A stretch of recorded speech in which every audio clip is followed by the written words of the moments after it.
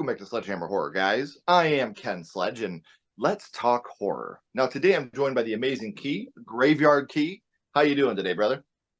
I'm doing great. Hey, it's amazing to have you here. But before we talk about why you're here, I would like for the people that don't know you to get to know you a little bit. You make music, you edit music videos, but now you're starting Graveyard Key Horror. You're starting to review horror movies and do things like that over on the YouTube channel. So let's start with music first. How long have you been playing music for? Uh, I started playing guitar when I was in third grade. Mhm. My dad, well, if I say dad, I mean grandfather, because I was raised by my grandparents. He got me a first act guitar. Obviously not the ideal one, but Yes. then I started taking lessons. He saw a huge Ozzy Osbourne, huge Iron Maiden fan. Not sure if you could see it. Oh yeah. Judas Priest. I went to go see them at PNC when I was in fourth grade. And he got me a Gibson Flying V for my fourth grade birthday. I think I was like 10 about that time. So yeah, it started off with rock and roll for me. He would take me to the library. He'd let me rent CDs, just play Yeah. him in his car, even if he liked the music or not. He would just let me do it. So that's kind of how it started. And then as I got older, I kind of got into like rap a little more, hip hop. And now like there's like this interesting genre where it's like a mix of the two. It's like rock, kind of like you got like the electric guitar, but then you Yeah. have like the 808 from like a rap song, and it's like a mix of the genre. So Yeah. that's really what I'm like into like right now. That's what I've been doing. That's dope, man. And you're talking about a flying V. It's so funny because, like, as a kid, especially when you're trying to learn, you like to sit the guitar on your lap. But obviously, with the V, you have that cutout, so Perfect. you have to put it up on It's your knee. You know what I perfect. mean? Like, it's so funny. Like, um, I love the flying V. I love the Explorer, but I've always been a Telecaster guy myself. I'm a big Fender guy. Um, First guitar I ever had actually was like a Les Paul, uh, Oh my but it, God. but it wasn't a Gibson. It was an Epiphone Les Paul. But it was like a Oh, okay. Starburst one, and it was I thought it was the coolest guitar. And then we went to record my first band. We went to record in a studio, and this guy was like, "Well, why don't you use my guitar for this?" And he had a Fender Telecaster, and I fell in love, man. Like just the neck on that. The fretboard was great. To Yeah. this day, I'm a Telecaster guy. Like I like the old school wood style Telecaster, the dual pickup. I've just been a huge fan of Tellies for a very long time, and um, also love the Yeah. Explorer. You know, I got to go a little James Hatfield every now and then and pull the Explorer out. But yeah, dude, I totally. And then Maiden. I love Iron Maiden, man. Like I'll never forget like hearing the Trooper for the first time, or Oh my God. Aces High live. I still dude, play that all the yes, time. Fear of the Dark, another amazing tune.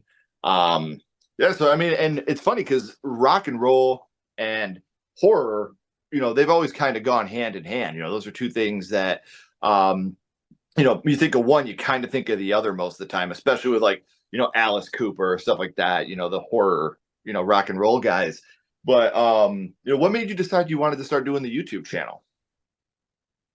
Uh, Pretty much people like you. I mean, I was like, because all I do is bother all of my friends about like my brother, all my friends they watch movies or like into them, but I'm like into the nitty gritty like details, who directed it, the cinematography, all that good stuff. And I just keep on yapping and yapping. Like they're like on their phones and I'm still talking. I'm like showing them clips on the TV. I'm like, yo, like, do you know how they shot this? Like, or how they use these practical effects like back in like the 70s or 80s or like all that stuff. So I don't know, just watching like you and like seeing you guys bring on who you bring on, you've honestly put me on to like a lot of, I don't want to say lesser known, but like just like people under the radar, like so to Right. speak, who are kind of like in my position right now, where I'm just like, you know what? I I could do this because I love it. And like I got no one to talk to about it, so I might as well talk to people within the community and the horror community. And It's that's what I so love to hear, man. I love to hear that we are any type of influence on you trying to do this because we don't want to lie to people. Like it's hard. Like, doing a YouTube channel is very hard, to do all your research, try to stay as original as you possibly can and stay as genuine as you can. But if we can influence anybody to go and get their voice out there, the way we look at it is everybody, no matter what, has some type of light within them. And you are going to find the moths that are attracted to your light, and you're going to find the people that are going to come and listen to what you have to say and respect your opinion. And it's hard. It's very hard to get started and get going. But once you do, the best part about it is making friends. Like I said, if you go into this like, I'm going to start a YouTube channel and I'm going to hit a billion subscribers, and I'm going to make a shit ton of money, you're Yeah, probably doing it for the wrong reason. But if you're going exactly. into it to just, share your passion with other people, that's the best part. It really is the best part. It's just trying to find the people that you can communicate with and start a bond with. But so can you tell us a little bit about what you're going to do on your channel? Um, basically, I have a few ideas in the back of my head, but I might just start reviewing. I actually got my first screener ever, even though it was Lionsgate. But I'm probably gonna start reviewing and ranking my videos, like tier lists or something along those lines. Or really, what I want to get into is like movies that like some people might not know of as much. I know a Sure. lot of people do that as well in the horror community, but just like, hey, maybe check this out if you got time, and like this is a really like unknown hidden gem within the horror like genre. Like, so yeah, rankings, tier lists, and just pretty much talking horror like you guys do. Which is one of my favorite things to do and listen to. So, I do have all of Key's social media links down in the description. So make sure you're following on social media. Make sure you're subscribing to the YouTube so you can become a part of that family as well. Now, in order for you to do reviews and to start a YouTube channel based on horror, horror had to start for you somewhere. So, Key, I would like to go back to the past and talk about what got you started in the horror genre, your first horror movie. And Key, the first horror movie you watched was Oh, it starts with this guy, Michael Myers. The first horror movie I watched. It's kind of a two type of thing. But it was Halloween 4 and the original Halloween.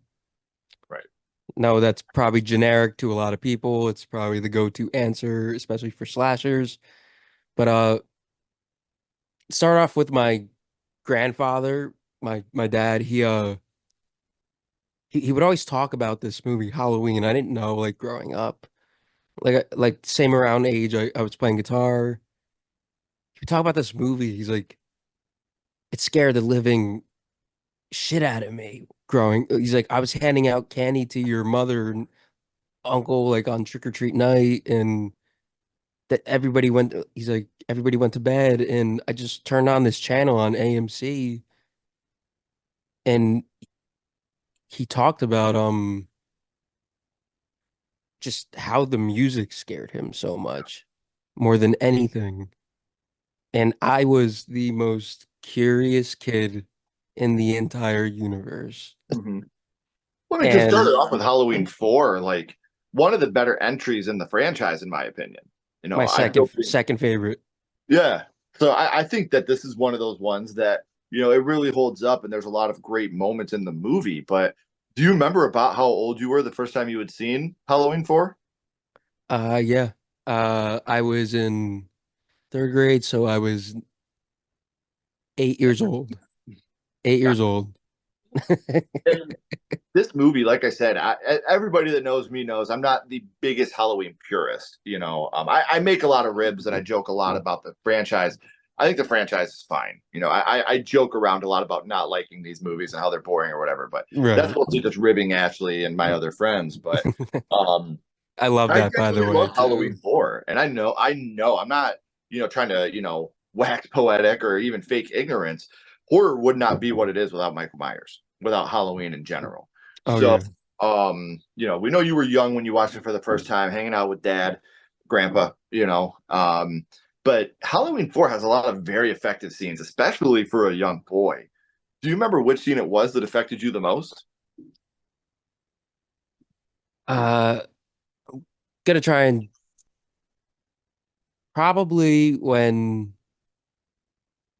Loomis is in the, was it the sheriff's office? Or no, the mechanic place. He's like, Michael, why now? And then he shoots, but he's just gone. Hmm. So I'm like, okay, like, did he just teleport or did he just have a bad shot? And then he takes the truck and he takes the jumpsuit and he gets out of there. And I think Dr. Loomis is just such an interesting character because he is there for exposition, but it builds up this intensity within few of the films where like this impending doom or evil incarnate itself is coming. Right. And I just think like maybe seeing Jamie because she was a kid. Hmm. I was a kid. Right. So I think maybe that connection was there. And I think Cody brought this up in one of his videos. He mentioned that Michael kind of like had like a plan in this movie. Like he systematically takes out the town. Like he takes out the police force. He takes out the power. He takes out like whoever, and then he finds his way to Jamie like somehow. Again, the supernatural stuff, like whatever. But like, and the mask is god awful, god awful. Like, and the hockey pads and stuff. But George P. Wilbur, like he was fine as Myers. I respect him though. I wish I could have gone to meet him, but Right. yeah, I'd say it was just like when he's all bandaged up still and like Loomis just sees him. It's like, is this a hallucination or is he like seeing it? And it's like, nope, he was there and he got the truck, he got his jumpsuit, and then he's got to go to the Halloween store and get his mask. Right. Right in front of everybody. Yeah. Um, so we know which scene affected you the most from Halloween 4. And Halloween 4, like I said, this is one of the ones in the franchise that I still genuinely find scary. You know, Michael is still lurking in the shadows. You got a little girl whose life's on the line in this one. But you know, we talk about kills a lot, especially with the Halloween franchise. Um, now with this franchise, the kills to me have always been kind of white bread. But Halloween 4 does have a couple pretty intense ones. Which kill was it that stuck with you the most from Halloween 4?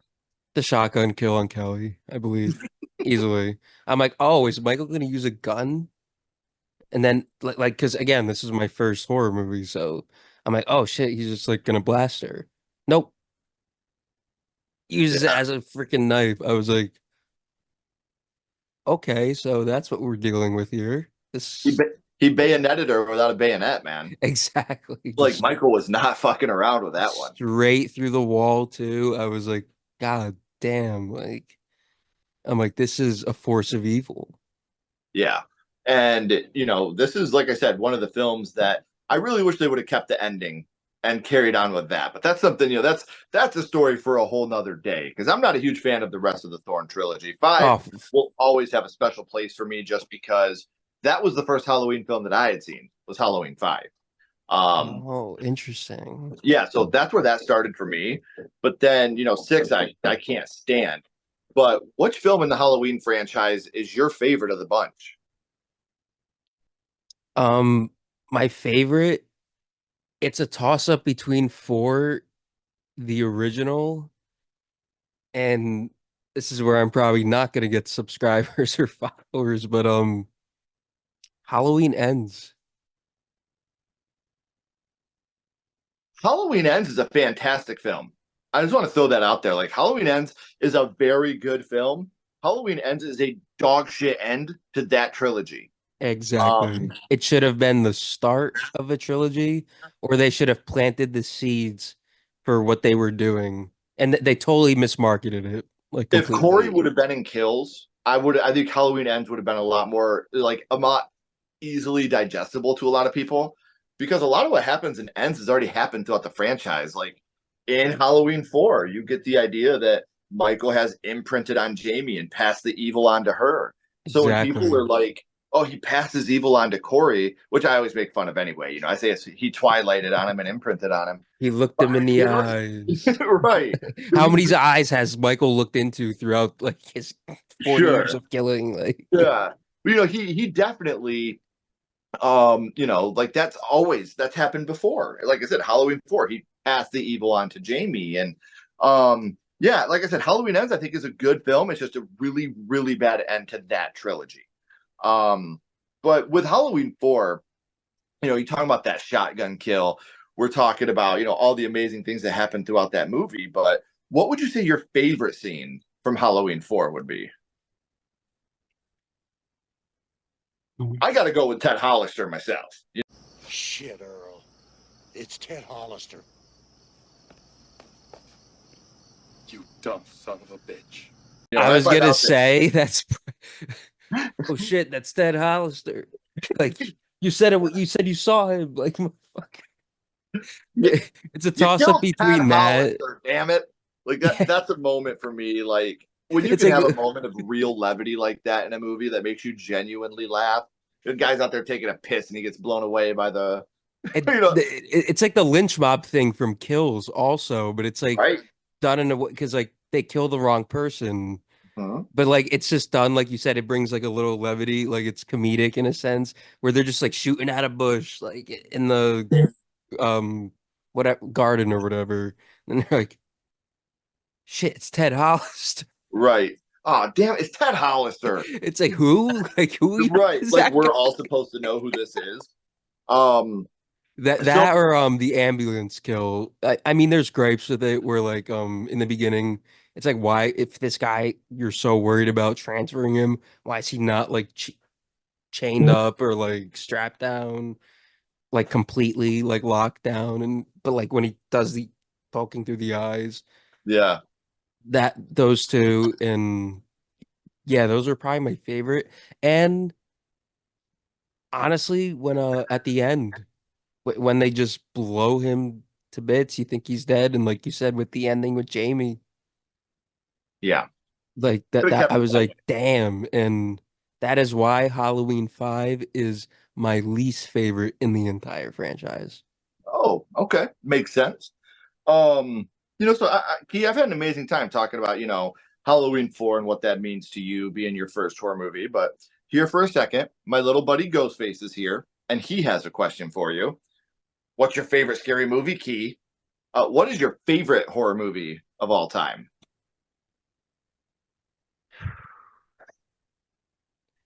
I knew this question was coming up. It's just like such a big toss up here. Um,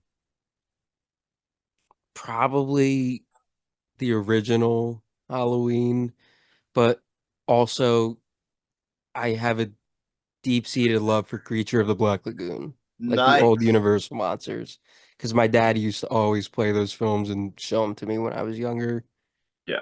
Creature is my absolute favorite of those as well. So Yeah.